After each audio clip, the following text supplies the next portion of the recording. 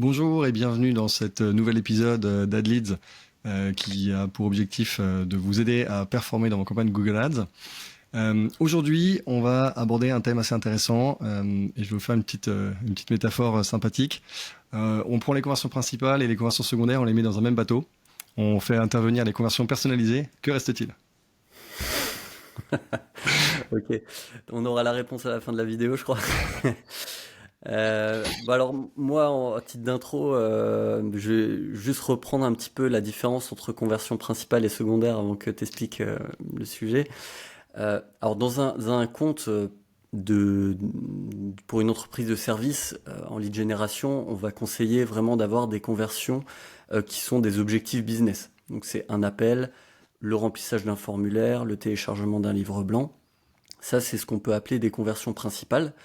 Et il y a effectivement dans Google Ads un état qu'on peut passer sur une conversion. Une fois que vous paramétrez votre conversion, on la met soit en principal, soit en secondaire. Quand elle est en principal, elle va être comptabilisée dans les campagnes et elle va servir à l'algo pour optimiser les résultats. Quand elle est en secondaire, les conversions seront comptabilisées, mais uniquement dans l'onglet permettant de les visualiser, mais ça ne sera pas reporté dans les campagnes et ça ne servira pas à l'algo.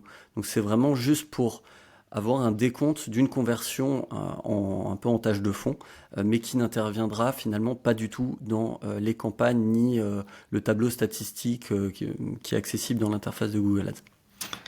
Donc en fait, il y a effectivement ce choix à faire. Donc tout le monde met des actions de conversion évidemment en principal, mais il faut faire attention effectivement que vous n'ayez pas trop d'actions de conversion principale qui sont peut-être pas assez business. C'est pour ça qu'il y a certaines actions qu'on peut passer en secondaire.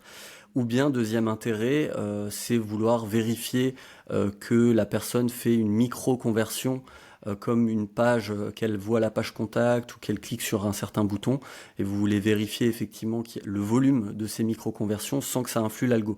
Là, vous allez les passer en conversion secondaire. Exactement. Le petit détail complémentaire sur ces conversions, c'est qu'en fait, comme Vincent l'a dit, on peut avoir plusieurs conversions principales. Alors, bon, t'as pas cité les appels téléphoniques, mais effectivement, on peut aussi, c'est souvent un appel, un objectif principal. Ouais. L'objectif, donc, au départ, de manière générale, quand on vend qu'un seul service, on va avoir toutes nos conversions pour l'ensemble des campagnes. Donc, tout le compte, toutes les conversions, on est OK. Sauf que quand on a plusieurs services, on a souvent plusieurs objectifs parce qu'on a plusieurs formulaires de contact. Si, par exemple, je suis un installateur de pompe à chaleur et que je vends également de la clim, c'est plutôt l'été, la pompe à chaleur, c'est plutôt l'hiver, les pages ne sont pas les mêmes, les campagnes ne sont pas les mêmes, et potentiellement, les clients ne sont pas les mêmes. Alors, si j'ajoute encore par-dessus, je dis n'importe quoi, mais du panneau solaire, bon, clairement, la personne qui achète une pompe à chaleur n'achète pas forcément des panneaux solaires. Donc, on va pouvoir aller au niveau du paramétrage de la campagne pour pouvoir indiquer quelle campagne cible quel objectif. Ce qui permet à l'algorithme, encore une fois, de s'améliorer et de s'auto-améliorer au fil de l'eau parce qu'on va lui dire, voilà, cette conversion, alors on a parlé des principales secondaires, vous avez compris que c'était une conversion principale, cette conversion principale, qui est le formulaire de panneaux solaires, va pour cette campagne. Cette campagne-là qui est pompe à chaleur, elle a pour objectif ce formulaire, etc., etc. Et ça permet du coup à l'algorithme de se micro-ajuster vers les meilleures cibles potentielles pour le client.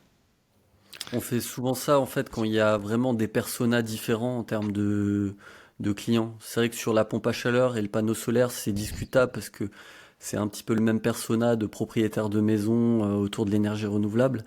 Bon, ça, voilà, après ça dépend, mais il y a d'autres cas qui sont plus flagrants où effectivement vous voulez pas du tout mélanger en fait les deux approches.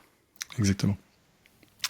Une fois qu'on a parlé de ça, dans la petite blague du début, je vous ai parlé aussi des conversions personnalisées. Donc là, c'est une petite option qui se trouve dans la partie objectif du compte, dans laquelle on va pouvoir regrouper nos objectifs sous forme de conversions personnalisées. Et si par exemple, on a plusieurs formulaires pour les panneaux solaires, et ben on va pouvoir mettre tous ces formulaires dans cet objectif personnalisé, et ensuite dire, voilà, pour ma campagne panneaux solaires, je veux cibler l'ensemble de ces conversions personnalisées. Ça fait gagner un petit peu de temps, ça évite de rater des objectifs, c'est plutôt intéressant. Par contre, là où je me suis fait piéger, donc je le dis en toute transparence, c'est qu'en fait les objectifs secondaires, si on les met dans des conversions personnalisées, deviennent des objectifs principaux. ils sont comptabilisés comme des objectifs principaux et ils sont donc utilisés pour le ciblage de l'algorithme. Donc, attention à votre paramétrage. C'est des paramétrages assez avancés, on est bien d'accord. Mais faites-y bien attention parce que ça peut vous plomber les résultats de votre compte ou faire semblant de surperformer. Puisque finalement, vous allez compter des micro-conversions qui ne sont pas des objectifs business. Vous regardez votre courbe. Ah, trop cool, on a fait 10 conversions. Et ben, en fait, sur les 10 conversions, il y a eu un formulaire et le reste, c'était des clics sur des boutons. Voilà. Il faut donc faire assez attention de ce côté-là. Je vous fais ce petit retour d'expérience pour éviter que vous fassiez la même erreur que moi. Tout à fait. Merci Eric pour le retour d'expérience. On a fini pour cette vidéo. On vous dit à très bientôt. À bientôt.